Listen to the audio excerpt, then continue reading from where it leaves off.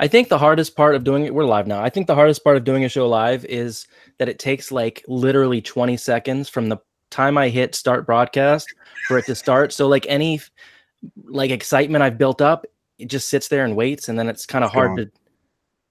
Oh, and I'm coming through my headphones now already. Welcome to Third Wheel Arcade. Grab your joysticks, bitches. Yeah. Grab your joysticks, bitches, and wave them like you just don't care, because this is the Third Wheel Arcade episode 10. Oh, baby. Wow, has it been 10 episodes already? Double digits. I just don't even know anymore. We're almost ready for middle school. Oh. Thank you guys for joining us. We are a live streaming video game centric podcast every Friday at 7 Eastern-ish. 4 Pacific, and then all those times in between. Like literally everybody else who's on the show that's not me is in a different time zone, and I just yell out 7 Eastern every week like a selfish asshole. But you guys know how to do all the math. I don't, you know. We should just make it like 7:12, like, and just go with that, and just yeah. You know what? Eastern, I like it, and then see what happens. See if we're still late.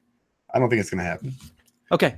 We're a live streaming video game podcast at 7:12 Eastern every Friday, live on YouTube. Subscribe to us, hit the bell button, but don't worry about whether or not we're going to be late, because we're always going to be on time at 7:12 Eastern on Friday. We might be fucking early. We might be early. Fuck yeah. Get in here and get ready, because we might be ready to go. I might already, if you log in at 7:12, I might already be coming through my own headphones. That's great. So what? Over there we got my beautiful, illustrious co-host, Dan Rodriguez, the man with the sweet cheeks. And take a bow, Dan.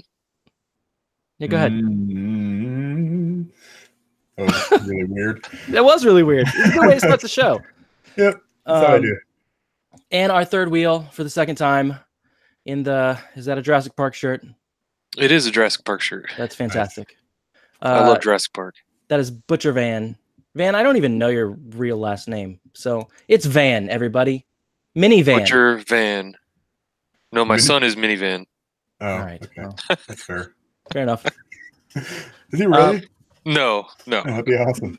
That would be a pretty interesting name if I made his gaming name Minivan. Like Honda Odyssey or something like that. But then, like, you got to start adding, like, all the other kids have to have a van related name. It can't just be like Minivan. And then you have to have like, I could have like Candy Van, and then Ice Cream Van, Unicorn Van, Sure. Volkswagen Van. Yeah.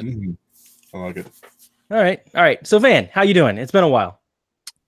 Pretty good. Yeah, it's been a pretty crazy last couple months, and I'm excited to talk about some games. There's games? I've been pent up, holding it all in, you know. Well, this is gonna get messy right off the bat. Grab your joysticks and get pent up and hold it all in. Yay. Hey, you know, you just gotta hold it off for a podcast and then just go for full release. Yeah, but then it gets everywhere. That's what our show is based on. That's it. Yep. I can't comment. All right. So what have we all been playing? Holy shit. We've been playing a shitload. I think that, there's so much that's out. I think we're all going to kind of touch on a few of the same games. And we're going to end up talking about those for a while, because there's some big releases coming out, and a lot of them have had betas, and there's a big free release, a battle royale free release that Dan's never going to play, but we're going to talk about tonight. Because Van, you played it a bunch, right? Apex, yes. Yeah, I've played it. Okay, so is anybody playing anything that's not Anthem or Division or Apex? Farm Together. Together. Tell me about it, because I've seen so much about it and I haven't played it at all. Well, today we're sponsored by Lettuce, apparently, right, Dan? Yeah, that's what's in our Google Doc. Yep, Lettuce. Just Lettuce. I actually have it going right beside me right now, and I'm fucking crack. Yeah. It's a good game. It's pretty fun, and it's really addicting once you get into it. I tried getting Dan into it, but Listen. Dan's it's added so much. like Dan's There's so much attention going on. span is really is. limited. It's so bad. What are we And doing so yeah, it has to What be podcast basically is this? like It's season gaming. here? Big Okay. Yeah. Gotcha. yeah, No, his attention span's a little bit shallow, so you really gotta have something with action to keep him going. that is categorically untrue. Here's what's going on. This is what happened. You graciously gifted me the game, which is awesome. We started playing, and then you decided to expand at my farm to the reaches that I could not control it by myself. And I was like, what the hell is happening? Why isn't it raining so I don't have to water every one of these fucking batches of lettuce over and over again? And I couldn't control. I was just like, oh my God, what's happening? I literally walked away for like 20 or 30 minutes, and then I came back and I was like, oh my God, what did he do? What is happening? I've got 15 gas stations and an entire orchard of lemon and apple trees and a shit ton of lettuce. I was just trying to help you progress a lot faster. You did for sure. And now I need to get back into it. Here's my problem. I'm afraid that game will suck me in like it's done everybody else. So I'm trying to do it in like spurts. So I'm going to spurt tonight after this podcast for a little bit and see how my shit is coming. It doesn't ever go bad, right? No, nothing goes bad, nothing dies, so Oh, you don't have to replant anything. Because it looks super, super in depth. Like there's a ton of stuff, and it's crazy. It's not in depth. You're just. What are you out of your mind? There was like 15,000 different vegetables you can plant. I haven't even heard of some of these. Yeah, things. you have access to like 4 of them: lettuce, carrots, right? But I'm afraid. Cabbage. I see what's coming on the horizon. What was the one that we were like looking for? We couldn't figure out where the fuck it was. It was like poppy. Oh yeah, poppy. That's a flower. I was looking all over the vegetables. I was like, why isn't this fucking opening? Can't that be used to make heroin? Is this a front for a drug game? You would think so, but you can't make beer and you can't make marijuana. So, Then what the hell maybe are you that's guys doing? future updates. Maybe that's the future. Yeah, that's the That's the DLC they're going to charge $20 for. right. Van, did you play Stardew Valley? No, I haven't. Well, damn. I want somebody to compare this to Stardew Valley, and there's nobody here who played Stardew Valley except me, and I haven't played Farm Together. Yeah. Well, Farm Together is pretty fun though. I can see why people like it for sure, and there's no microtransactions, there's no anything else. It's just get in there, and fucking farm and together. I guess you can. I didn't realize you can jump in and fucking jump in other people's things. Just you don't even have to be invited. No, you can just find who one of your friends are online and just play. That's awesome. I mean, it's a really awesome concept. That's the thing. And I do want to play it more. I'm also afraid that with Anthem and Metro Exodus and Far Cry New Dawn, and it's going to be one of those that I pop in. Apex. Fuck that game. I don't even know what the fuck that game is. Dude, that game is so good. Apex is awesome. Yes. Yeah, I think we're definitely going to talk about that here in a second for an extended period of time. But maybe. I want to see what the fucking goddamn. I can't even get on my own podcast. Fucking eat shit, Dan.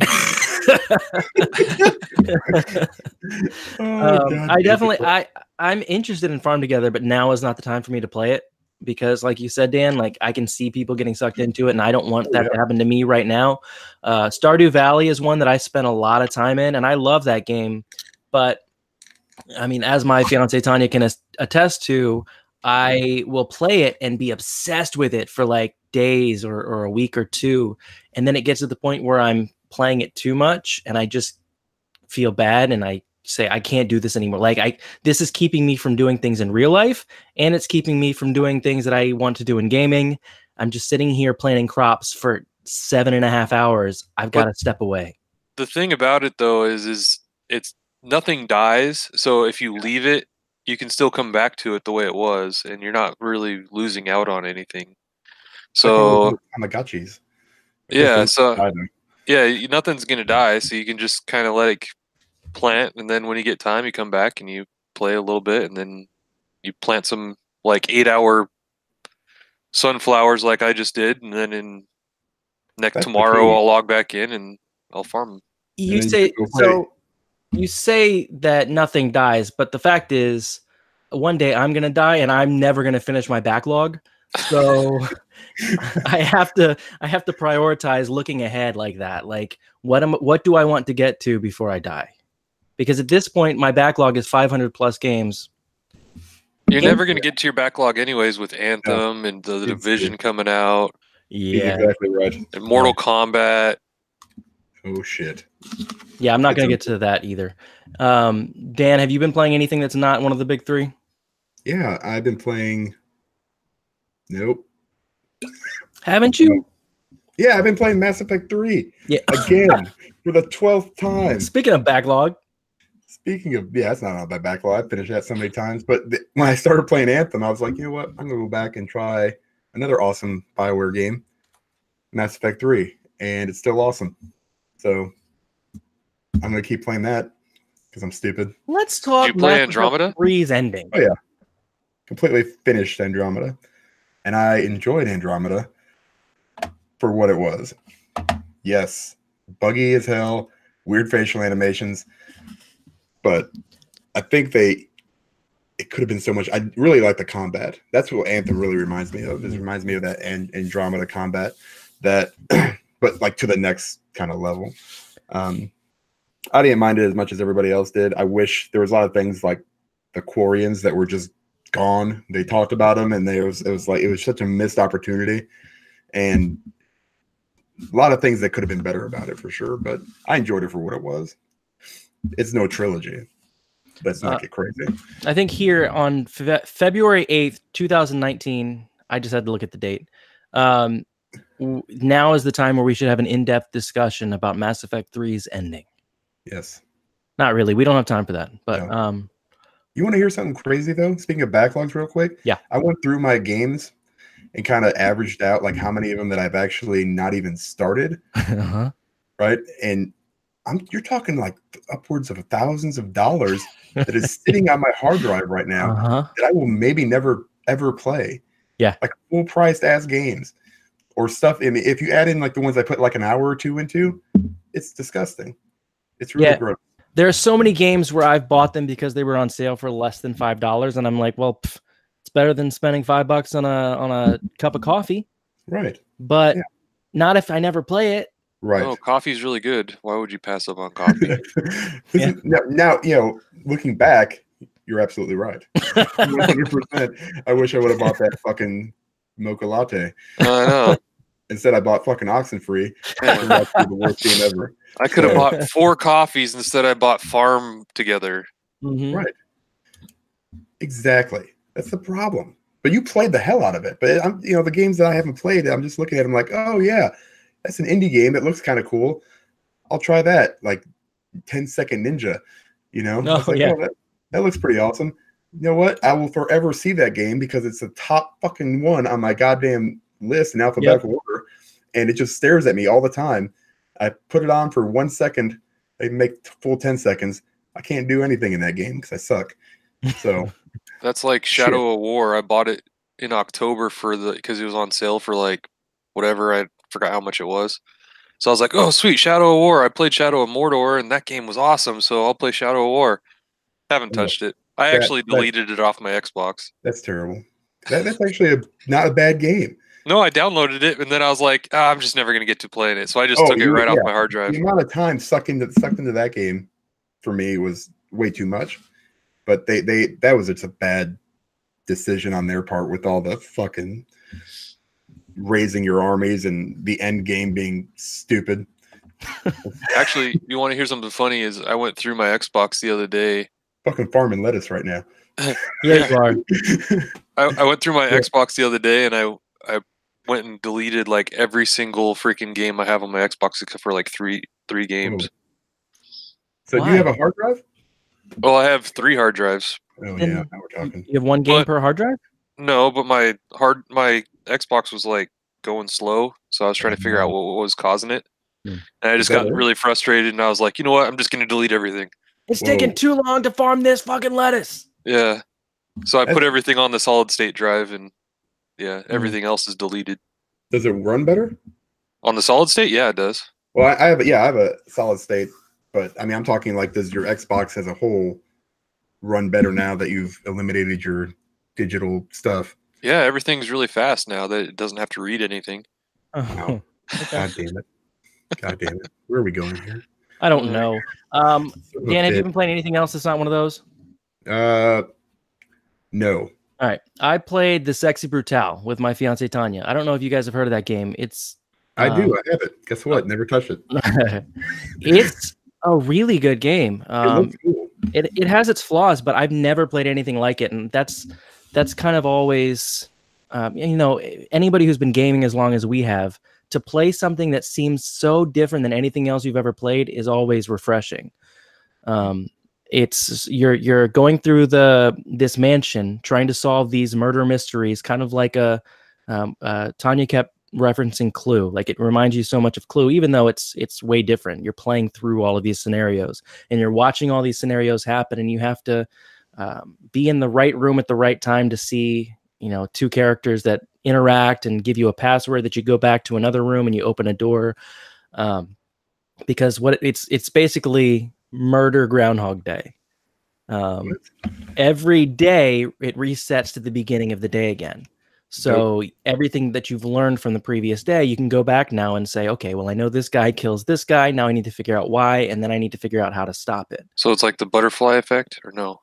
Was it the butterfly effect? I don't know. I'm gonna be honest. Never saw Butterfly Effect. What? Yeah, I know. I don't know what that is. I'm one of like 3 people. It's that Ashton Kutcher movie. Yeah. That's the one where like one thing happens that changes a bunch of other stuff. Oh yeah, that didn't start the day over. Yeah, right. So I mean, it really is kind of like Groundhog Day, where like he's going through and learning things, and he learns how to play piano and stuff. Well, he didn't know when he started. I mean, you go through hundreds of days in this game. And I think what's coolest about it is as you go through everything that's happening, like, you know, if somebody is killed at 4 o'clock in the afternoon, every day at 4 o'clock, that guy gets killed at 4 o'clock in the afternoon. So as you're playing through different scenarios, that's still like happening over and over and over again. So it's all happening at the same time. And as you get to the end of the game, you see how it all kind of fits together. It's a really good game. It's, like I said, it's not perfect, but you can definitely tell like this team was onto something really special. I don't know if they've gone on and made anything since. I've wanted this game for a while, and I think I got it a few months ago in a flash sale for like $6.99. It was well worth that. Wow. But sitting in my backlog.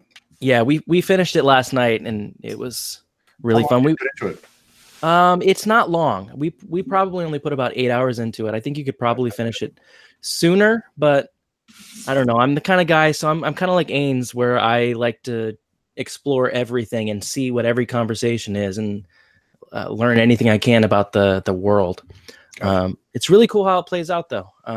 I recommend that to anybody who doesn't mind not knowing what to do, because literally you solve one murder, and as soon as you solve that murder, you feel like you're on top of the world, and then the day starts over, and you're like, I literally have no idea what to do next. Great. And it starts over every time you solve a murder. You start completely at scratch. Like, shit, I literally have no idea where to go, what to watch, who I'm going to try to save, or anything. So that's a little bit frustrating. And I think there's probably a lot of people who would quit. And I think if I wasn't playing with Tanya, I would have been a little more. It would have taken me longer to get through it. But yeah, I can tell you, it probably would have frustrated me, because I would have been like, God damn it, I have to do this over again. Yeah. Yeah. But it's really cool and really inventive. But I also started Resident Evil 2 finally, and God, that's a good game. Dan, I wish it didn't scare you so much. Yeah. It's not that scary of a game. It's pretty bad. It's a really fun, really sound game. Like, gameplay wise, it's just so perfect. It's everything that Resident Evil 2 should be in 2019. It's the story is great. The gameplay is fantastic. Solving the puzzles is great. And to echo kind of what Ains said 2 weeks ago, or was it last week? I don't remember. This week has been so long. Feels like it's been a month. Mr. X is annoying, and not just because he's difficult, but because he completely changes the way you play the game. I'm again, like I'm like Ains, where I'm gonna try to uncover every corner and take it methodically and slowly. And when you play it like that, the game is a lot creepier and a lot spookier. But when Mr. X shows up, you have to just kind of like run and shoot and run, and it turns it into more of an action game, and that takes a lot of the fear out of the game, which is not what I want, you know. But anytime that he's not involved in the scenario, it's a really, really good game. And I think there's no need for me to talk about this because I'm the last person in the world to play it, but it's really, really, really great. Nice. I enjoyed it back in the day, but I have absolutely no desire to play it again just because it's been remastered. Like, I feel like I got my feel out of it years ago, and that's good enough for me. Like, I don't know. I'm glad everybody else is enjoying it, but I like horror games, but I don't like them enough that I'm going to replay them. Well, so it doesn't even feel like the same game. The story is the same, I guess, but there's additions to it. But I can completely see where you're coming from because there's too much to play. Like we just talked about our backlogs. I don't want to add to a backlog. The game itself, though, is just so different and so fresh. It's one of my favorite games in that genre, I think now. I mean, maybe that falls apart as the game gets further on, but from everything I've seen people talk about, I don't think it does. It's just, I don't know. It's really good. But there's a lot coming out. Apex just came out. Apex. Stealth released. Legends. That's what that was. No idea. We hear about 4 days before it released. Oh yeah. Players already. I think the first rumors came out about that game on Friday, and it came out on Monday. Yeah. Shit. It was really, really quick from the rumor to the release, but that's pretty cool. They were able to keep that tight, you know, and not announce anything, not say anything, and especially to make it free to play, I think was the biggest win. Because if they were going to charge for that game, I guarantee you it wouldn't have even got nearly the amount of people looking after it. There's just too many games coming out at too close of a window. And I guarantee, even if they charge $20, I highly doubt that even a quarter of the people that are in it right now would have been in it. Not even close. You know, I bet at $20 you get 1 million plus. But right now they're sitting at 10 million unique users since the game came out. That's insane. Crazy. Because I don't even think Titanfall 2 has sold that many copies. Brian Baker in chat says, proof EA servers can work on day one. Yeah. So that was surprising too, because the game worked pretty well on launch. And I've said for a long time on multiple shows, it's kind of become the norm and expected. Anytime a game comes out, even if like a new season of Fortnite comes out or a new season of PUBG, day one is always a nightmare for everything. There's not a game that's come out in the last 5 years that hasn't been bad on day one because everyone's rushing to the servers and the servers aren't built to handle the load. These servers really didn't have many issues on day one with millions of users jumping in on day one. Yeah, I doubt they were expecting that kind of traffic, even though it was free. There's no way they could have predicted it would have hit like this. Yeah, it's crazy. Especially with so many other games in the battle royale genre that have kind of flopped. Mm-hmm. So, I mean, I think they were just hoping for good turnout, but weren't really sure about it. It paid off, man. If they had major server issues like Anthem did, I think they would have been dead in the water. So they were really fortunate that they had very little issues, and the game's a freaking success, man. And it's so cool. They have some of the coolest features too that like change the whole battle royale so it feels new. Yeah, but so I haven't touched it. I haven't downloaded it. I haven't played it. Tell me about the game, I guess. So, okay, I'll tell you a couple of my favorite features in that game so far. So, if you play Battle Royale, most of them are usually the same. You just have a circle that closes in, and you have to move into the circle and then kill, and you're the last one standing. Well, the cool thing I like about Apex Legends is they have all these little subtleties around the map that kind of add its own flair and character. Like they have these huge banners on the wall. So as you're playing, you're running around the map. There's this big ass banner on the wall that shows who's in first, who's in second, and who's in third. Like right there. It's right in your face going, "Hey, he's in first. You're not, sucker."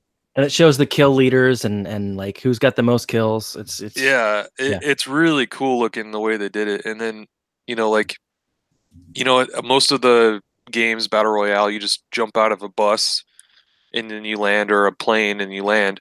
This one, it's like jetpacks, and you come flying down as your group, as in like a squadron, and you're coming down, flying down in, and your squadron leader basically gets to pick where you guys go. And if you don't want to go there, you can actually break off of the group, which is another really cool way of doing it. Is like it keeps everybody together. And so then it's squads of 3, right? Yes. Yeah, squads of 3. Yep. Yeah, you cannot play solo. You have to play in your squad of 3. Okay, and then it works as the same way as other battle royale games. You get killed, you're done. No, so sort of. When you get killed, you have like I don't know the lore behind the game, but you basically become a PDA that another character can grab. The other characters can grab that PDA, and then when you get to a revive station, the other character can put you in the revive station. And then after like 30 seconds, you come back. You come back with nothing. So like this giant plane comes in the middle of the match and drops you off, and everybody sees that plane, and you literally have 0 things when they drop you off. But if your teammates are good enough, and mine were luckily the first game that I played, they can revive you and bring you back and finish the match. How many times can you do that? And I guess it's unlimited. Yeah, and then the other really cool feature that they added in this game versus a lot of the other Battle Royale games is you can vocally target items. Mm-hmm. So you know how like in PUBG and stuff, and Fortnite for that matter, if people are like, "Hey, there's a scar over here, you want it?" Or "There's ammo over here, do you want this?" Well, instead you can actually point to that item and then hit your button, and it will call it out to your squad. And so you don't have to say anything. It will automatically say it to the squad. Or if you don't have a mic, you don't even need a mic, because basically it's telling your squad what's there. And it'll put a waypoint on their map so they can come and grab it if they need whatever kind of gun that is. Yeah. It's really cool little feature, because there's a whole bunch of times there are people like, "I'm looking for 5.56 ammo," like in PUBG, when they could have just had that feature where it's like tags 5.56, and then your squad's like, "Oh, there's 5.56," So it's the subtleties that change it to make it cool enough to be different in the genre. So the characters then, are they unique in like powers, or is it just skins? What is the difference between the 8 characters in the game? Yeah, they're unique as far as powers go, and that concerned me out of the gate, but it's turned out to be pretty cool. I was afraid it was going to be kind of like Overwatch, where you have to have a well-balanced team, and that definitely helps, but you can win as anybody. But there are different characters. There's a character who he has like a grappling gun, and he can pull himself up to higher points than anyone else, so you can get the high ground and shoot the guys who are down below. You got, the healer girl who can do more healing. Everybody has their own special power they can call on. Yeah. And there's like one person that if they're getting fired at, they run like a lot faster. Mm-hmm. There's just a lot of really cool things, but you can't pick the same characters. Each person has to be a different character, which is really cool because it kind of spreads out. Like the team's not everybody has a grappling hook. Right. Or a repelling string. But it does. So there's that, and the fact that you can call out to weapons. There's a lot of cool features in the game, but it definitely adds to the difficulty level, I think. And I think that's where this game is getting over Fortnite, is because everyone who's been playing Fortnite and kind of looking for I don't want to say more difficult game, because Fortnite can be pretty difficult, but there's a lot more going on that you have to learn in this game. I think it was more or less people wanted something that looks good, but it's a little bit more on the realistic side. Mm-hmm. And I think that's kind of where this one hits off, is it's still crazy enough to not be real, but it's also not too crazy to be real. Yeah. I guess is how I would say it. I played literally one match, and there's a reason for that. I played with a team that was obviously very good because I had 2 kills, and my teammates had like 15 and 14 together, and it's a field of 60. So they had half of the kills on the grounds, and I had 2 kills, and we won. So we got first place. And I just kind of figured, and I talked about it in the DM with you guys. I said, should I keep playing and learn the game? Because by the end of game 1, I still had no idea what I was doing. There's so many different button combinations and things you can do in the game that make you a better player. And I couldn't figure out how to even heal my own armor. Nice. So, but Diego says, get good. Yeah, get good. You too, Diego. Let's play. Yeah. But Ains agreed with me that maybe I should just retire on top. Like I got game 1, first place, just stop there. Because Ains said he had played like 4 or 6 hours or something, and still the highest he'd gotten was second. I played 1 match and I got first. That's 100%. I'm batting 1,000. There you go. That's what you should have done. That's what my first PUBG match, chicken dinner. That's what they say in Vegas. Stop while you're ahead, right? Exactly. Right. So I'm leaving with my millions of dollars. So does it use any, like, is it in the Titanfall universe world kind of thing, or is it just whatever, just kind of its own thing? It looks very much like Titanfall. Like if you've played Titanfall 2, then everything is going to be very similar. The only difference is you're not going to call down a Titan. And instead it will be, it kind of has the call down a Titan effect with some of the drops that come from the sky. It's like a rocket coming down, and it's that same feel, but it's different. It's not a Titan coming down. Yeah, how are the microtransactions? I mean, that's where they're making their money. Sure. I'm fine with it. I mean, it's all cosmetic, right? It is all cosmetic, and I think where they're going to suffer and they need to get better at quickly is they're all kind of bland, because the game itself is more realistic looking, so that doesn't lend to like these elaborate skins the way Fortnite does. But they've got to figure out a way to balance that, because I think right now, I mean, I looked at the store last night and I didn't see anything that I felt inclined to get. You know, you have more realistic guns, so to get anything that looks cool, it's not over the top enough to even register. You know what I mean? Like if you get an orange camo skin for your gun for $8, it doesn't, you can barely see it while you're playing because it looks like a normal gun. So I think they'll figure it out. Yeah, there's going to be more characters and more outfits and all that stuff, and you know, like right now it's just the subtle things, you know, and you can get different type of skins, so you can get regular skins or legendary skins and stuff like that. So now, are those through loot boxes, or can you just buy them outright? Yeah, you can earn them in game, but you can also buy them outright if you don't want to earn them. Right. So they kind of do the Fortnite thing where over the course of, I don't think it's like every day like Fortnite is, but I think it was 7 days every week. They have a new set of items in the store, but while you play, you earn packs, and in those packs, you can unlock these, you know, random skins. So basically you're getting loot boxes while you play, but if you want something specific, you know, if it shows up in the store, you can get it for, you know, it depends on how much you want, but I think it runs anywhere from $5 to $20. That's not terrible. I mean, like I said, if it's all cosmetic, who gives a shit? Yeah, they're not worried about it. Yeah, so Titanfall 3 was put on hold, or not even in development.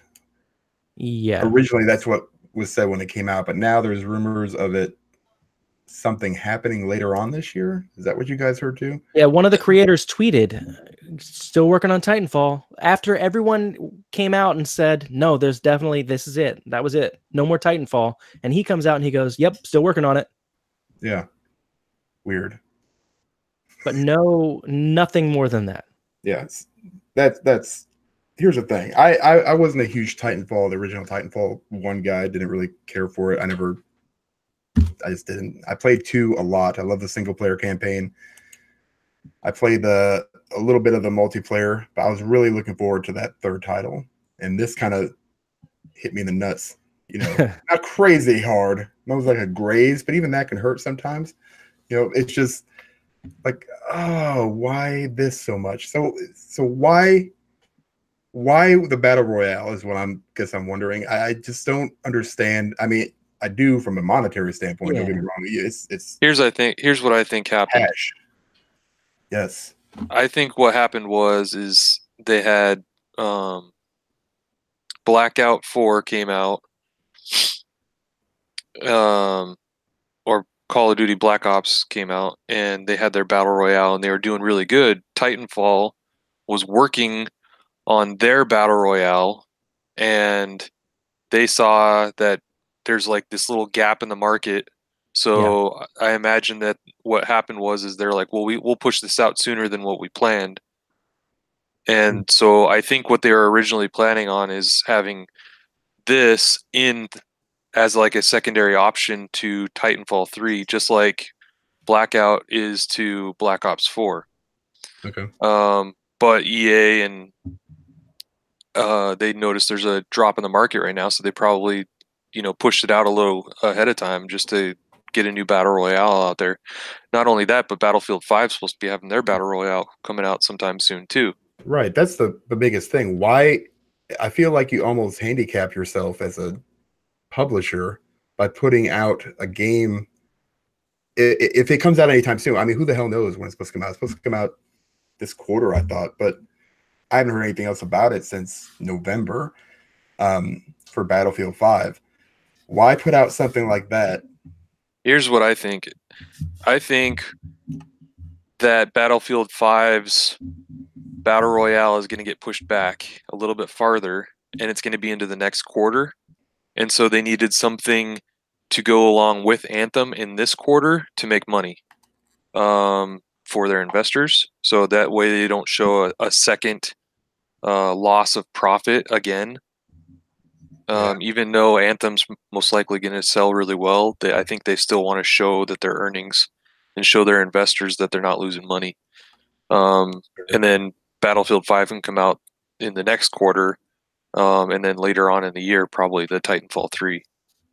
Yeah. Well, it is so weird to me, though, that EA is basically competing with themselves right now, because I would be playing Apex right now if it weren't for the fact that I'm waiting for Anthem. So I don't want to spend too much time with Apex right now because I'm going to end up playing or putting a lot of time into Anthem. So that's kind of what I'm focused more on. So I don't think I'm probably the only one that thinks that. There's probably going to be plenty of people who keep playing Apex and say, I don't think I'm going to get Anthem because I'm having so much fun with Apex. Yeah, but think of it this way. So they released it almost a month before Anthem comes out, right? Mm-hmm. Well, that's a month of Battle Royale with skins and money that they can make right there off the bat, because people are very, very, very spontaneous when it comes to buying stuff like that. Like my son came to me just before the podcast and was playing Apex Legends and goes, Dad, can I have $20 to buy some skins? It's that same mentality that they just want it and they want it now. So if people are playing it, they're like, oh, well, Anthem's not coming out for another 3 weeks. Well, I'll just spend $10. Well, $10 times 10 million different people, I mean, that's a pretty good amount of money in the meantime. Yeah, that's, I just think that, I mean, I know it's free. I know it's Battle Royale. I just don't understand that business. I mean, I understand what you're saying. It's all about the money. That's all it is. Yeah. EA. It's always going to be that way. They it's what they do, and that's fine to make some money. I just don't understand why you would take some of your audience, potentially take some of that audience away, say, oh, I got another game I can play. It's completely free. Now I really don't need to play Anthem. And that's coming off the heels of a non-spectacular demo, where it didn't really. But is Apex Legends really going to keep you from playing Anthem? That's the question. No, for me, is it really going to keep anybody not. From playing Anthem? I think it might. I think it might keep some people from playing Anthem. I don't think it will, because it's a battle royale, and Anthem is not a battle royale. Two different games. Yeah, until it's Anthem a releases, completely different market. Until they put out their battle royale mode. Yeah. I think the Destiny market should be more worried about Anthem than any battle royale mode, because the people that are addicted to battle royale are going to stick with it. Right. Yeah, it's two completely different games. Yeah, I mean, totally understand that. Still, I'll never see it. Never play it. Anthem did have its demo last week. Yes, it did. I know a few people who might have played it. Everybody played it. Yeah, there wasn't anybody on Twitter that wasn't playing Anthem last weekend. Right. But it was the first time that me, Dan, and Diego all played a game together. So yeah, it was spectacular. It was. You know what's funny? I was super excited for Anthem for the longest time. I played the alpha. Was super excited for the alpha. Even after playing the alpha, I was even more excited. I was like, yeah, this is a freaking amazing game. And then I played the beta, or the demo, not beta, demo. And it was a letdown to me, because I saw part of their story, which was not good. I don't know what the rest of their story is, but from the lore and the story that I saw, I wasn't really impressed with it. At least not the acting. And the missions that they chose to let everybody play in the demo were really bland and basic versus what we got to experience in the alpha. The alpha missions were awesome. So it kind of leaves me in this like weird spot going, okay, well, is this game going to be good? Is this game not going to be good? Why did they make the choices that it did for more people versus they did for the alpha? They could have made the same missions playable that were played in the alpha in the demo, but they chose to change it for some reason.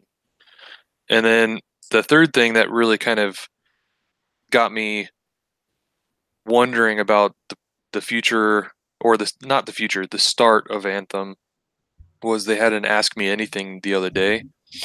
And so a bunch of people were asking all these questions, and the majority of their responses were not at launch, but we will eventually, or we will soon.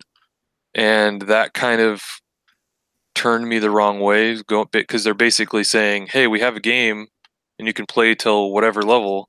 You can unlock your each one of your characters, but once you get to the end, it's like, we'll just wait until, we'll have some end game then, here once in a month when people are finishing the game or whatever. So that's what kind of got me to cancel my purchase, and I'm going to hold off and wait and see how it goes. Yeah, I can see where you're coming from. I played it. I've been concerned about the story now for months, and we've talked about it on this show. I expect a great story from BioWare, and it just really seems like there's not much of a story there yet. And you're right, the story missions that we saw in the beta demo were mediocre at best. I didn't care for the characters. I didn't, I had no feelings toward it whatsoever. But I really enjoyed the gameplay. The gameplay's locked. The game, you can't beat the gameplay. The gameplay's awesome. It feels great to fly. Flying feels so great. And that was always my favorite moment too, is so I did the first mission myself solo, and just messing around with the buttons, I figured out how to fly, and I started flying. And then you could watch like everybody else that was in that first mission too, like jumping and trying to figure out how to fly. And then they get it, and now everybody's flying around everywhere. Diego was DMing us like, I just played the whole first mission and I still haven't figured out how to fly. So I don't know, that flying, it feels so good. But you're right, story wise, I don't see a lot that's catching me. The only reason I want to play that game is to play with Dan and Diego. And I think, and I hope, and I believe that BioWare will put to something together, and a few months from now, there will be a really great story in the game. If it's, an expansion or whatever they have to do, but I have faith in them to figure a story out. I'm surprised that it's not there now, but I guess there could be a decent story in there and nobody knows yet, but they've kept it buried now. It's getting pretty close to release, and they haven't revealed any decent story whatsoever. So I am concerned about that. But the gameplay is so fun that I'm willing to play with my buddies. Yeah, I see. That's the thing. I mean, I can't. I don't know what the hell the story is going to be about. No clue. Based off of one mission, I have no idea still. It's hard to kind of judge that for me anyway, based on one set of story mission. I don't even know if that was a main mission. It might have been. Maybe it was a side mission. That's either way. Right. It's I know what you guys saw in the alpha was probably something way cooler, but I think any one of those games are going to have those ups and downs, and I'm trying not to damage control it because compared to the Division demo, it was just complete and total trash as far as like how much content and how much story, even what I have experienced in the Division 2 demo is there. But like you said, Alden, BioWare has never let me down in like a story capacity, maybe Andromeda a little bit, but it was less than, that was just more of some of its shitty parts. But, yeah. I think, this is BioWare's first attempt at any kind of ARPG. So there's going to definitely be struggles for sure. I had a lot of fun, like you guys said. That flying mechanic is awesome. I had no problems with the gameplay. Obviously there was a lot of issues with servers and stuff like that, connection issues. Here's my question to you. Go ahead. Okay, so they're just over 2 weeks apart from each other at release. Okay, so knowing what you know from the Division and knowing what you know from playing the Anthem demo, between the two, if you were only able to spend $60, like you could only afford $60, which there's a lot of people out there that can only afford one game right now.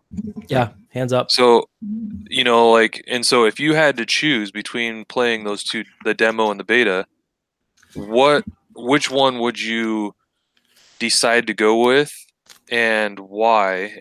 And then let me answer my question real quick also. And I would choose the Division over Anthem to start with, even though it's coming out at a later date. And my reasoning is because Ubisoft has proven to me over the last year that they can make a good story and they can make a pretty solid game with Assassin's Creed and with Far Cry. I liked the Far Cry story. A lot of other people didn't, but I did. And I really liked the Assassin's Creed, which I didn't think I was going to like, and I actually really liked that one. So I have more faith in their track record as of late versus EA, and that's, I think, the main reasoning why I'm going with the Division. Dan, I just want to point out how much I love that you were like, let me ask you a question, Dan, but before you answer, let me tell you why your answer's wrong. Yeah. Well, no, the reason why I said that. The reason why I said that is because I wanted him to see where I'm coming from on that before he answers his. I know, I'm joking. No, if I had to choose one right now based off just the demos and just the betas and whatever we played so far, I would absolutely pick the Division 2 because it's way more fleshed out, and I think that is not only it's a credit to Ubisoft. They've been there before. They've done that game before. They failed miserably at launch with Division 1 with all those issues. They know what not to do, and it shows really, really well in that Division 2 beta or demo. I don't even know what the hell it is. The beta. I've been playing that basically since it came out nonstop, and it's fantastic fun. The key for me, we were talking to DM with Diego, and it's going to be that single player because we're not going to always be able to play together, right? Yeah. So it's going to be which one of those is more geared towards single player. I play the Division. I made it up to level 13, 14, I think maybe. And there got to a point, and this is why I'm afraid for both games, that I could not play by myself anymore because the difficulty ramped up so much. You really needed, these games are meant to be played with other people, but as far as your points, Van, they're totally right. I mean, it's just from what I've seen. I mean, there was such a lack of content in the Anthem demo. Don't get me wrong, I loved it, but you're sitting there flying around and saying in free play, and it could take 5 minutes before just a random world event pops up. If you're not in the right place at the right time or whatever it is, I don't even know how it works. Division, you can run a block, and next thing you know, you're interacting somehow with the world, as opposed to just running around like an asshat. So, yeah, based on what you said, you're right. Ubisoft has been pumping out just everything good. I mean, I love Far Cry 5. I loved Assassin's Creed. They did awesome with those games. But yeah, I'd pick the Division 2. Just if you played both of those and based off of what you saw, I can run, all right, in the bases in the Division. Yeah, I can sprint. That's a huge thing. It sounds stupid, but I'm sitting there. I try to walk in the Anthem and I try to run an Anthem in the stupid base. Now that's going to be. They said it's going to be available at launch. You'll be able to run through the town, whatever. It's just those little things that. I was going to mention the same thing. One of the weird things that stand out for me is I only play about an hour of the Division today, but I'll play a lot more this weekend. Anthem is really fun. The Division is a lot more serious and stressful almost. But one of the really weird differences that I don't think jump out at you when you play, but when you think about it later, is the hub world. When you're in between missions. When you're in between missions in Anthem, it was a slog. Like, it was a bummer. It's like I don't know. Have you guys been to like a theme park where you go on a ride and stuff is happening all around you, but not like you're not interacting with it at all? It doesn't feel real. That's what Anthem felt like. It felt like, these guys are just sitting here hammering on the face of this computer for no reason. You can't interact with them. They don't feel alive. They're just going to keep doing that over and over again. Getting to the bases in Division, in just the hour I played, it felt like you were in this real world where this stuff is happening. And I'm a little biased because I live, 30 minutes from DC, and I've driven down all those streets 100 times, and it's really cool for me to be in these spots where I'm like, okay, well, I need to turn left here and go on, 5th Street. But it feels so real and so alive to me. And that's not just because it's a more realistic setting. It's just they figured that out, but they've had the opportunity to do that. They had the Division 1, which came out and disappointed so many people, and they worked really hard to get it up to par. And anybody who stuck around or anybody who came back will tell you over and over and over again, I never played it, but they'll tell you that they fixed it and they made it a really good game with some flaws. So I had every bit of confidence that they were going to come out and make Division 2 and learn from all of those mistakes and then build on the positives that they did. And it really seems like they've done that. But it is a lot more stressful.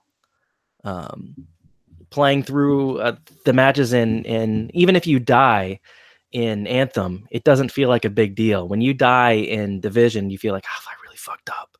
I'm bad at this. Well, not only that, but Division, I noticed in the demo or the beta that it's really quick to get you back to reality. So like you start thinking you're a badass, so you're running around, you're traversing over stuff, and you're like, oh, I can take on these 3 people, and you go run right up in their faces, and they just like own you. And you're like, oh shoot, I thought I was more of a badass than that, and it always has those little situations where you're like, oh shoot, maybe I can't go and run out into this crowd. Yeah, I had that happen so early on in my first mission. When you're first walking up to the White House, I got killed right there. But after that, I was like, okay, I kind of see how the game works now. I got it. And I was able to get through that fine and get through the next area fine. And then I'm just walking down the streets in between waypoints, and I see 3 dudes, and I run up on those 3 dudes and start shooting them, and immediately just get pounded, and I'm dead. I was like, oh shit. Like, I'm not as cool as I thought I was, I guess. Yeah. So then next time you learn, oh, maybe I should throw a grenade next time. Yeah. Just blow them all up at once. Yeah. Yeah, I if I had to make a choice, it's tough because I'm not much of an online gamer. I really am making a decision based on who is going to play what game and how many people I know that are going to play each game. Because right now it's just about, I don't expect either game to have me fully gripped as far as story goes. I just want a fun game to play with my friends. You know what I mean? Yeah. And that's the other thing too, is with both Anthem and The Division, like I know once I start playing one, I'm going to be really addicted to one of them, and then I just want to kind of grind through it. But me, I'm kind of an introvert at heart, so I just kind of do my own thing, and then if someone wants to join in, they're more than welcome to join me. But a lot of times I don't just like go jump into a party and then, or like I'm not in game and just like searching for people or sending out invites, like I'll just play the game solo, and then if someone joins me, then they join me, or or however, or if I see someone online, maybe I'll say, hey, you want to play? But in most cases, I'll just play solo unless someone wants to play. And it's not that I don't want to play with other people, it's just that I'm kind of that introvert mentality. We have a guest. Yeah, that's my son. What's up? Yeah. Are we eating dinner? Oh, he wants dinner.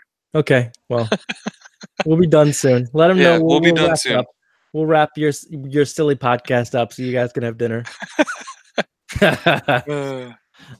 Yeah, it really, I don't know. Both games look really fun, but neither of them have like online concerts that you can go to. You know what I'm talking about, Dan? Oh, did we lose him? You're silent, Dan. We lost him. I segued and you're silent. You're just mouthing words in the bottom of the screen. Yeah, he's a mute. There you are. Segway. Segway. I was over here looking at these red velvet fucking muffins I got. I'm just like, oh man, this look really good. I really want to pop them open. So I muted my mic because I was going to go over there and pop them open. But I couldn't do it. I was then I had to get up and walk 2 feet. So fuck that noise. So yeah, Marshmello. So I want to know about this because I saw a little bit about it. I don't know everything about it. I don't know how this came about. I just saw that it was happening when it was happening. Yeah. So I didn't know much about it either. I saw a couple of things on Twitter that, hey, we're gonna have some kind of live concert. I don't play Fortnite. My kids do. I don't even know who fuck Marshmello is. I will say this: I kind of dig his music. It wasn't, I'm like a classic rock, pretty much. That's all I listen to, kind of stuff. You listen to like the classicest of classic rock. Right. You listen to like guys who are singing classic rock. Yeah. That were like, have never been popular. Right. And 30 years later, you're at their show. Yeah. I totally pegged Dan as like an Enya fan. No, not quite. Just like, what they call his music, like EDM? Is that what it's called? Yeah, EDM. It sounds like a drug. My son was actually Marshmello for Halloween. That's awesome. Really? Yeah. I'm pretty in touch with like current music. I had no idea who this dude was. Yeah. I saw this thing was coming out. I was like, okay, I don't know any of his music. I don't know any of his songs, but I bet my kids do. So I went up there and checked it out. I was like, okay, are you going to this concert? He's like, yeah, I'm already here. I'm like, this is crazy that I'm actually asking you this question and you're sitting in your room playing Fortnite. And I sat there and watched it for like 10 minutes or whatever it was. And it was the coolest shit I've ever fucking seen in a video game. Just the fact that they pulled all the shit off that they did. I mean, bravo, Epic Games. I mean, he was there, shouting out stuff. Hey, I want to see your fucking emotes or whatever it was. He didn't say fucking, but that got very quick, like almost dirty. I want to see your emotes. Let me see your no, and then but it was cool. Your ass. Yeah, because it's like like he had a song like "I Can Fly" or something, and when he dropped the beat or whatever they call it, like all the guys like just started flying around, and I was like, "This is the coolest shit I've ever seen." They shot like these like beach balls that were giant smiley faces out the top of the deal. They had these hologram fucking your bear costume. Doing like different kinds of weird dances. I wanted to fucking get there and start doing that fucking weird dance that the kids do where they, You know what it reminds me of that I think a lot of people forgot about back in the day is remember when like Half-Life was really popular back in the day, Counter-Strike, and people would have their own custom servers and there would be like moderators and GMs on there in each server, and they'd be messing with people or doing custom things in the servers just for fun, like lower gravity or spawning a whole bunch of enemies, Right. or whatever, just to make it more interesting in the server. Like a lot of MMOs were doing that at times, where look, the GM's in the server, so everybody would rush over there and they'd hand out free stuff, or they would do crazy events. You don't see that in games anymore. Nope.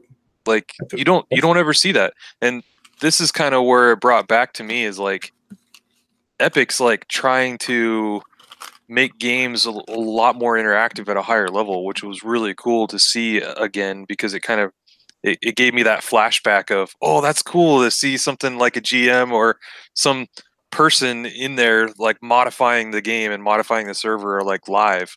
Right. Yeah, it was so cool. I thought it actually made me go out and research who this Marshmallow guy was.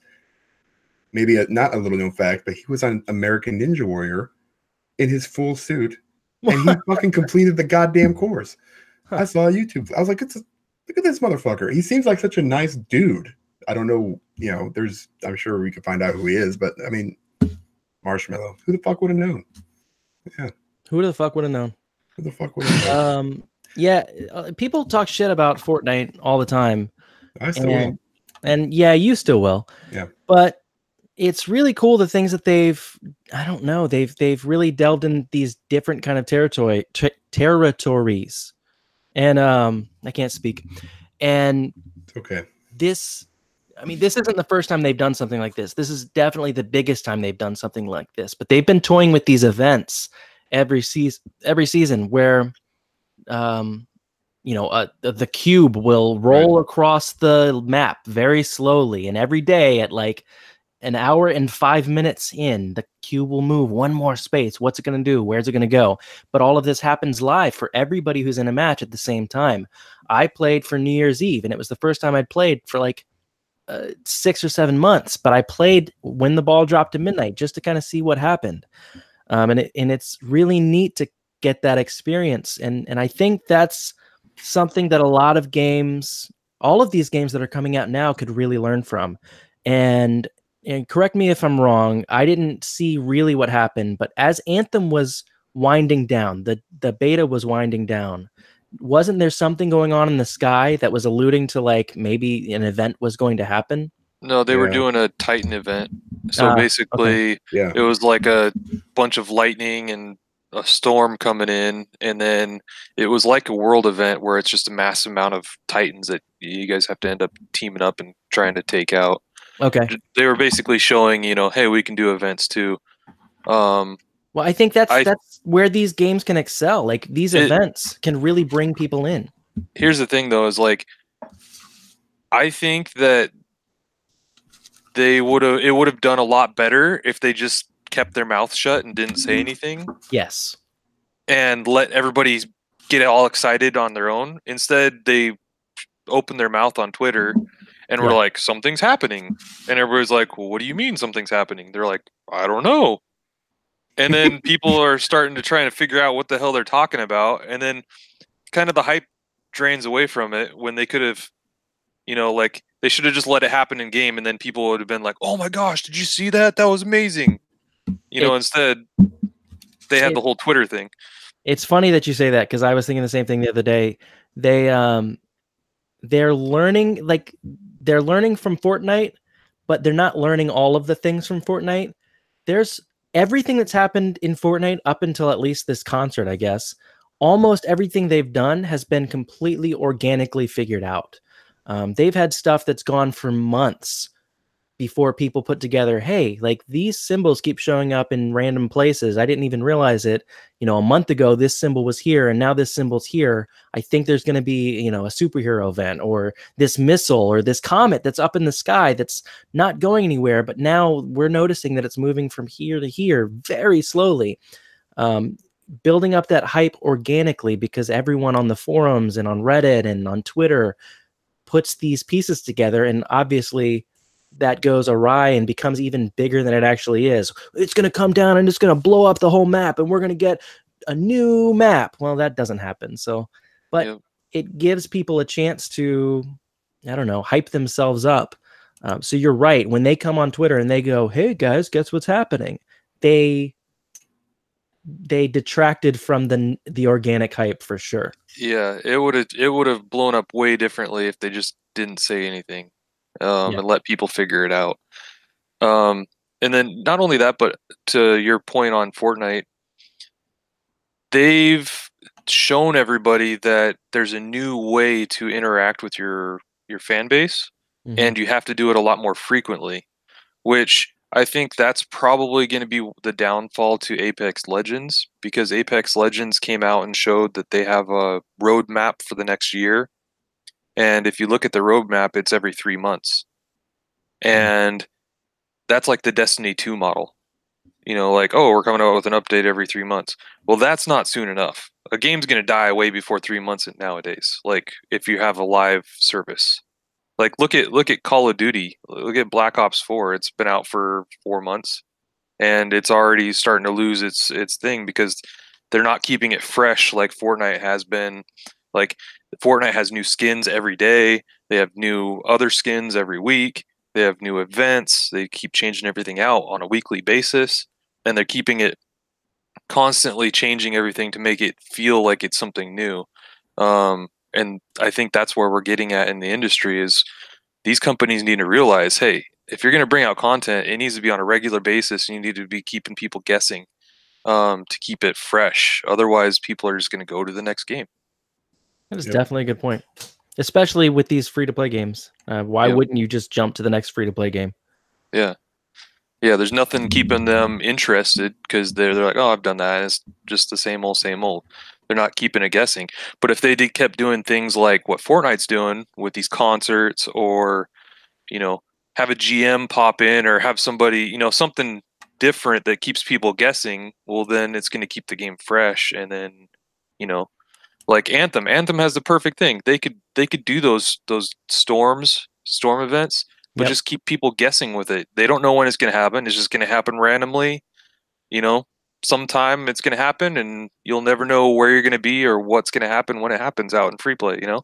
Yeah, they definitely need to try to borrow more from Fortnite and less from Destiny, because Destiny has its fan base and it's not going to change. They need to try to bring people over who want these fresh and unique experiences. Yeah, and people want live events, live world events. That's, you know, they talk about games as a service. Well, show people that you have a game that has service. You know, like that's why I'm mainly waiting on Anthem, you know, to see what they come out with in the future. Well, I can't believe we had you back on the show and all you did was shit all over Dan's favorite developer. BioWare? Yeah. Oh, dude, I'm excited for the game. I just you can't fuck them up. That's what's so funny is, like, if you talked to me a month ago, I was all about getting Anthem day one. I had my order, you know, purchased, and I was ready for it. And then, like, it was just a buzzkill when I played the demo, because it showed me the other side, and I wish I didn't see the alpha. You know, like, an alpha shouldn't make you feel bad that you saw the demo. Then why? Then let me. You ask know you what this. I mean? Like, what if 90% of the game is the alpha? We don't know. well, that's the thing, is we don't know. But I've seen both sides, and when you get shown an alpha that's better than the demo, you kind of wish it was the other way around. You kind of wish that the alpha was worse, and then it gets better. Yeah. Not you saw something really freaking awesome, and then it gets worse. Well, yeah, but I think there's so much unknown about the game that it's hard for me to make that judgment yet. I haven't seen the alpha though, so it sounds like it was awesome. Right. So yeah, now I just wish I had played the alpha. Well, that's the funny thing too, is like anybody that played the alpha, you talk to them, and they had nothing but awesome information about the alpha, right? And then it was so much mixed reviews on the demo. You know, like. I mean, it was mostly positive, but still there was a good portion of negative. And, you know, like, that's the thing that kind of has me worried a little bit, even though I think it's going to be a great game. And at its core, it is a freaking solid game at its core. But they just haven't shown me enough to get me to, like, want it day one. Yeah. I guess. That's fair. Fair. Well, I Fair. we had talked about what we were going to talk about this during the show, and I said I'm pretty sure we're going to end up talking about Apex, Anthem, and Division most of the show. I didn't expect it was going to be the entire show. Yeah. Hey, it's okay. That's good. Yeah. Good show. Good Yeah, talk. we haven't even mentioned Darwin at all today. Yeah, no butthole. Or Well, Mr. Fastbanger. Yeah, he's been It's gone for a while. Professor. It's Oh, Professor. Professor Fastbanger. I can go to fucking 18 years of college. Oh, mister. That sounded a little like Professor Fastbanger there, Dan. Nope. Don't know what you're talking about. Yeah, I miss Professor Fastbanger, but He needs to come back. from what I understand, he's busy. He's got a lot going on. Yes. Yes. Yeah, he's busy banging fast. Yes, he is. No, he's not. Not at all. We have Dr. Blastfinger back too, but Blast fingers. life Somebody is blasting fucking whatever's happening. Blast fingers and fast bangers. That's what's happening. That's going to be our The show's over. next podcast name. Then the next one's going to be Dr. Fingerbanger Hey. or Well, see, Finger now Blaster. now we're just, the innuendo is Yeah, gone. with that one. It's not subtle anymore. There's no entendre. We're just going straight ass finger banger. We might as well just throw that out there. Jesus, what is happening? I'm Doctor. I like butts. All right, you know what? That's a little on the nose there. All right. Yeah, we should probably wrap it I up. think we got to wrap it up. Van's got to go get dinner Yes. or make dinner. No. I don't know what's going on. Order Chipotle. What should I have? Oh, Chipotle. Okay, That sounds pretty good. That does sound I good. had Chipotle for lunch. I like that choice. Ooh. Yep. Now I want Chipotle. Damn it! I have to go get Chipotle now. How far that- are you from chop it off. Chipotle? I'm lazy, so I'll just order it. I am Yeah. going. Oh shit, you can do that. I'll just DoorDash it. DoorDash it. I'm Not going to cut sponsored. that and tweet it to Chipotle and try to get a sponsorship. Yes. There you go. I'm gonna That'd be say, look. good. Right up next to lettuce. Hey, did you know Microsoft Rewards, you can get Chipotle gift certificates with your rewards? All right, now I'm going to send that to Microsoft. So I just saw that the other day. I was like, wow, that's crazy. That's crazy. That's I was like, it's probably not what I'm going to spend my rewards on, but it's cool that you could if you wanted to. I literally just cashed mine in. I did too for a year of Xbox Live. Yeah, I got a fuckload of fucking credit. I don't have any credit. Do you think that's because I haven't turned my Xbox on in 8 months, 9 months? Problem. Yep. That could be. I turned it on the other day so that we could play Anthem together, and Diego was like, I'm surprised it still works. I turned it on again yesterday to download the Division, and Diego was like, was your Xbox confused? Yeah, fucking true. It You know- really was. Gross. You know what you do? I don't know if this actually works, but I feel it works. And so what I do is I'll go on the Microsoft store and I'll buy like a $25 gift card, and then I'll redeem the gift card and buy a game on the Microsoft store. So I feel like I'm double dipping, but I don't know if that's actually how it works or not. Don't tell everybody your secrets. No, I'm just No. saying, so I think you get credit for buying the gift card, but then you also get credit for buying a game. I don't know how it works, but Maybe. I'm gonna go with that. I have PlayStation rewards. I have a PlayStation credit card so that I can get PS4 games, but Yeah. I had to check Yeah, I've mine. got like 6,000 points on PlayStation, I think. my rewards are all messed up because when they switched their site over, the accounts got all banged up. So Hmm. my rewards are on a different account now, and then I called them and I was on the phone with them for like half an hour trying to get them. I have probably close to 60, 70 bucks worth of credit on there, and I can't get it. Yeah, I think it's like $10 for 1,000 points or something like that. Well, Currently. I need to check mine. you checking right now? Yep. I'm Yeah. checking right now.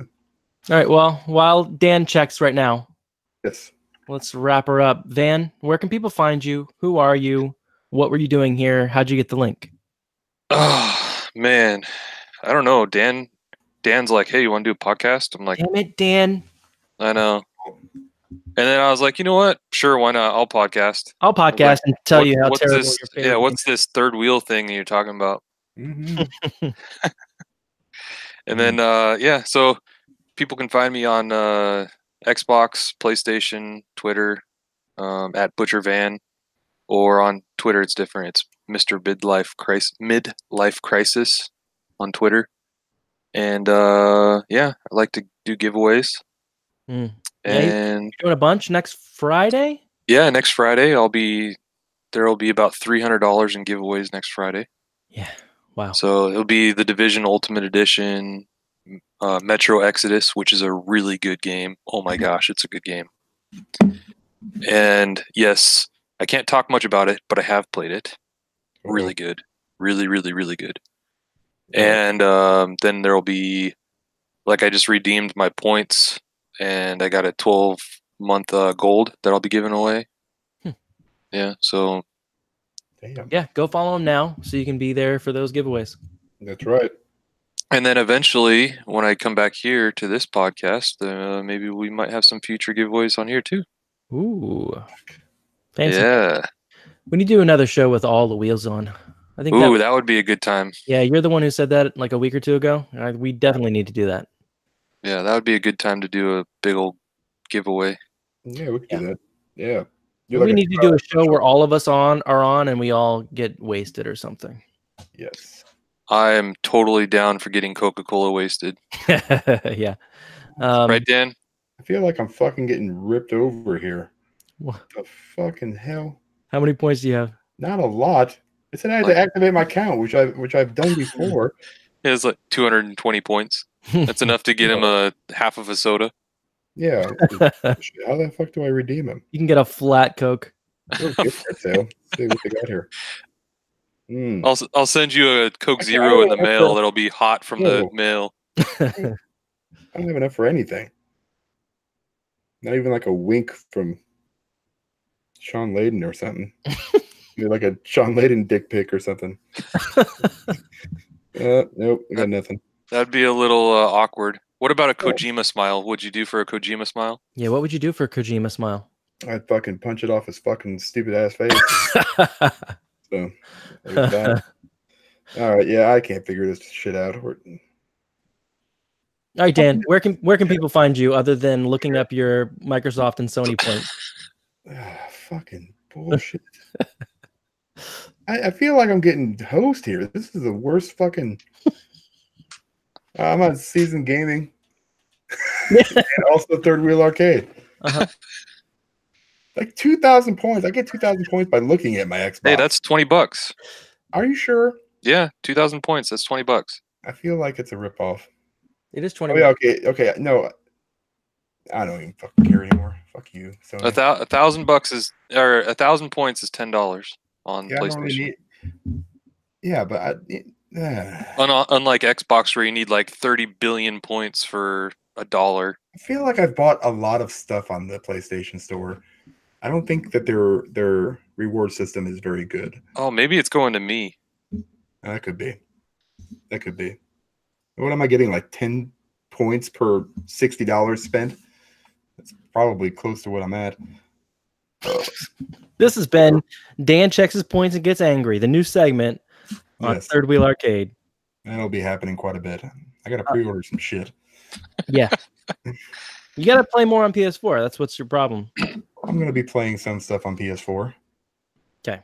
Are you gonna play Anthem on PS4? No. No. You gonna play Division on PS4? No. You're gonna play Jam and Earl. Are you gonna play Death Stranding on PS4? Yes. Yep. Yeah. I can't wait for that. Backseat Gaming. Yes. That should be out very, very soon. Our final episode of Shadow Warrior 2. Yep. Okay. There were some very big dick weapons. Yeah.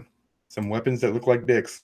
I mean, literally, there were dicks with spikes on them. I had a weapon that it looked like a dick, but it was made of skulls. Are you talking about, is this in a game? What game is this? Shadow Warrior 2. Check it out. Shadow Warrior. It's a dick and balls. Oh, there's all kinds of dicks. There are dicks literally everywhere in that game. I mean, one of those things where you just like you see what you want to see. No, this is actually a big giant penis. So you don't think you were just imagining there was a bunch of dicks like flying in your face? That was a huge, huge, huge penis. Okay. And there's a golden one too. It's curved. It's really kind of weird. Yeah. For her pleasure. Yeah. See. Okay. Let me tell you something. If I met the girl that could take that thing, you know, what would happen? You would have to say goodbye. I could crawl into it. That's how fucking. It was a big dick. Just saying, man. It was a huge, huge dick. Oh my god! I got a new podcast, Boy Meets Girl Meets Boy Meets World. My fiance Tanya and I started. Well, we started this podcast literally a year and a half ago. Whoa. But we just never posted anything, and she got mad at me all the time for it. But we finally decided to put it out there. So it is on iTunes. It is on. I don't know if it's on Google Play yet, but it should be soon. It's been submitted. It's not on Spotify yet. It's been submitted. Whatever. Go find it. Go find our Twitter. Boy Meets Girl Meets Boy Meets World, where we talk about Boy Meets World, the greatest show in television history. Nice. I think Girl Meets World was better. Well, we'll get to that. Oh, we are trying to treat Boy Meets Girl Meets Boy Meets World like we're watching these episodes for the first time. So anytime somebody says Girl Meets World, we have to hit each other. Oh, okay. That like, makes sense. You can't say that. There was a whole bit that I cut out of an episode that Tanya was talking about one of the characters' sons in a future episode. I'm like, you can't do that. And then I just had to hit her. So I didn't actually hit her. That's probably a good thing. Yeah. It's probably a good thing you don't hit anybody. I heard that it goes really badly for everybody involved. That's true. More dicks. But yeah, other than that, find me on Twitter. Find me here, Third Wheel Arcade, every Friday. Oh, and find me on Broadcast when we do it. Broadcast. We were supposed to do one this week. We did not. I don't know if we're going to do the same stuff next week. We're going to talk about all the games in February because it'd be weird to do that in the middle of the month. But we'll get to it when we get to it. I guess that's done. That's it. We're done. This is it. Dan's got his Coke. Van's got dinner. And I don't have dinner yet. I want dinner. Oh, now I want Chipotle. You're welcome. Damn it. Mm-hmm. See, now I can finally get those Chipotle bucks. See, I have to drive tomorrow morning. I'm leaving at like 4 a.m. to head to California. And I'm gonna be stuffed from Chipotle. Damn it. It's good, man. Just make sure you take a big old shit right before you leave. Yeah. That stuff will sneak right up on you. Yeah. There you go. No, that's what Panda Express is for. Oof. You should just get a big Panda. Yeah, order both. Yeah, get both.